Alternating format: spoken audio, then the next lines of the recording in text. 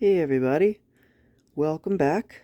On this week's edition of Top 10 Luckiest Things I've Ever Had Happen to Me in My Entire Life, I have this curious specimen right here.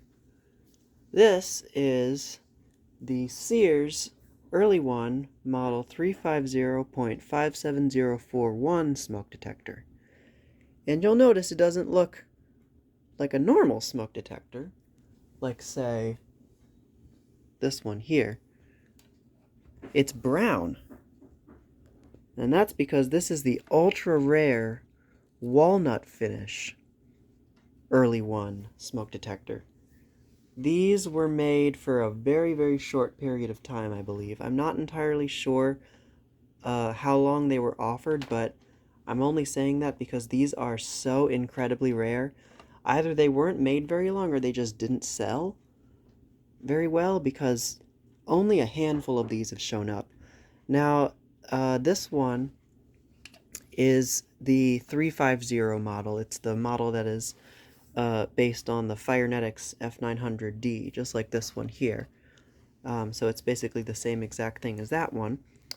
They also had versions of the BRK and the Cerberus Pyrotronics models that also came in the same walnut brown finish, which is very interesting. Now, more of those have shown up, I believe. I have to clarify that for the BRK models, they had the very first ones were based off of the SS74R, like the one that I have, the Sears 57071, and then the later ones were based off of the 77R or SA76RS, like the 246.57045. But they came in the Cerberus Pyrotronics based models as well. I believe Federal 3T22 has one of those, and he has a video about his. And I know that Enlind used to have, or maybe he still has, the cover to one. I think his was the BRK version. I'm not entirely sure. I don't think he ever showed the base to it, but I think that one was in his original collection. I can't remember entirely. I know I saw it in his smoke detector collection overview series of videos. But this one, I found this one yesterday. I walked into Savers, the thrift store that's near me, which is one of my favorite places to go because they always seem to have vintage fans whenever I go there. At least last year they did. And then you heard the story about how they didn't have anything for a long time. But this time, walked in, I normally go like towards the back where the electronics are first. And I was totally expecting to find a fan or something. And then I saw this sitting on the shelf, and I had to do basically a triple take. And I was like, is this even real? Is this here? It was like, it was a surreal moment. It was just, I'm still like, honestly, the shock still hasn't really even worn off. Because, like, I mean, how many, these have rarely even shown up in houses for sale, like on house listings in my real estate browsing series. I think I found one, and it was, I think I found the Fyrnetics version once. I know that the SS74R version's been found as well. Uh, but yeah, I don't know. It was just a surreal moment. Um, Kind of akin to when Enlind found that Exceeder at the thrift store, or when he found the MG300 or the Tree smoke detectors. Found those at thrift stores. So yeah, I basically had the same reaction. And I got it for $5, which is a crazy good deal. Now, it's also in excellent condition. If I turn it over here, you'll notice there is no paint on the base or anything like that. I believe it was installed on wood paneling or something, because these were designed to go on like a wood paneling wall or something to blend into the wall. Now, yeah, so there's no paint on it. I believe it was installed on a wood paneling wall or ceiling, a wooden ceiling.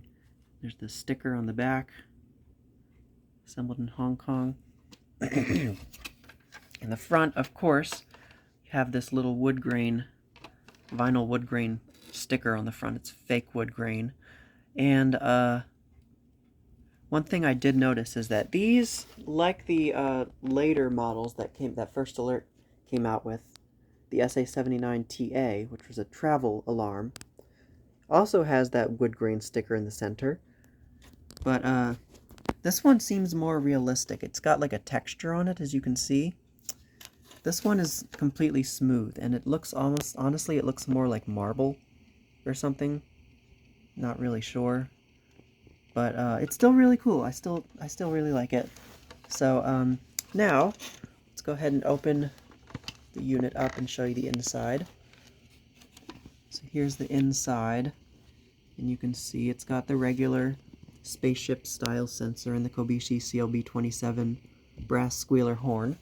If I open up this one, the 350.57045, you can see it's got the same thing, and of course it's based on the Fyrnetics Lifesaver F900D, which I have mine downstairs. I forgot to bring it up. But this, I believe, is the date code 1077, 1977. These all seem to be from around 1977. I did just notice there's a bit of a difference on the circuit board. There's a triac right there, and there's not one right there. There's instead, or that might be an old style transistor. I don't know. Maybe that one is just a little bit older, designating by the date code. It also has a blue battery connector, and this one has a black, which is interesting. Now, the label on the other side of the inside of the cover here. Just get a better view of that. Sears, model number 350.57041. Serial number, Sears Roebuck and Company. And I did recently notice that Sears, based in Chicago, Illinois, and Fyrnetics, the manufacturer of these, was in Elgin, Illinois, so that's probably why they chose to rebrand these models, because they were in close proximity to each other. The warning label on this one is different. That's pretty interesting. Okay, I guess the last thing to do is get a battery and power it up. Here's one. Hopefully this one is good. I think this is the one I had in it before, actually, which is good. And I have it upside down. Okay. Bear with me here. Alright, here we go. Power it up. It's going to chirp when I connect the battery. These always do that. Every single one. Okay, cover closed, and let's give it a test in 3, 2, 1.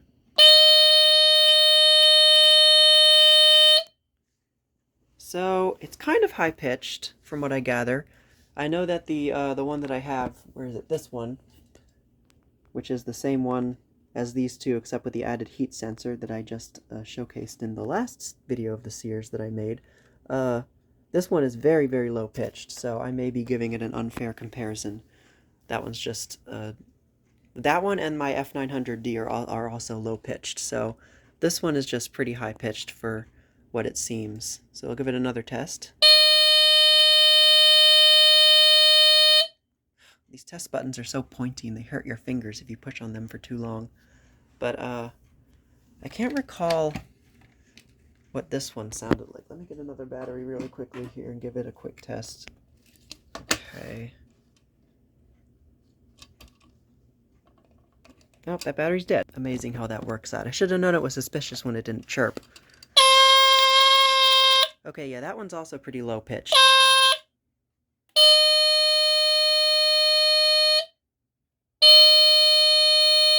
This one doesn't really have much ting when it stops sounding either, like this one.